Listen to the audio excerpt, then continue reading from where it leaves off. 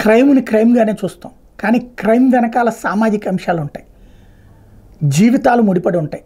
ఒక్కసారి ఒక్క తప్పు ఇప్పుడు ఎన్ని జీవితాలు మార్చిందో చూడండి.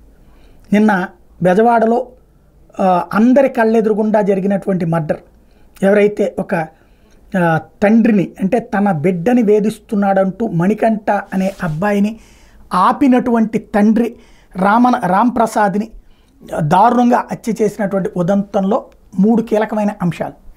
ఒకటి, అమ్మాయి దర్శిని ఎవరైతే ఉందో తను ఇంతకుముందు అతనితో స్నేహంగా మెలిగింది.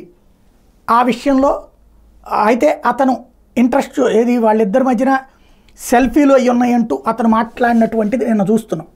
అంటే అతనితో స్నేహం అయితే ఉంది, అతను ప్రేమ అనుకున్నాడు, అమ్మాయి ప్రేమ కాదనుకుంది.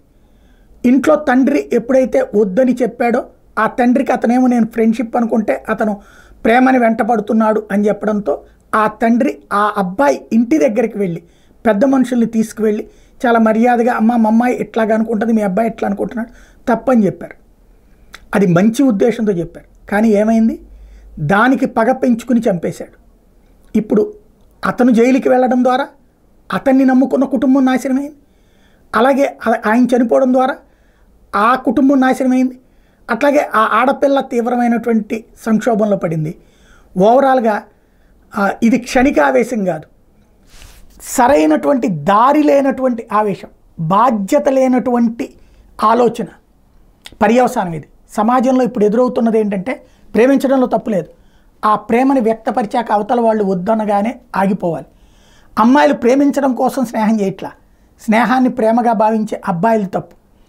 మనం అబ్బాయిలతో కలిసి తిరుగుతాం, అమ్మాయిలతో కలిసి తిరుగుతారు, పెళ్ళిళ్ళు చేసుకుంటారా?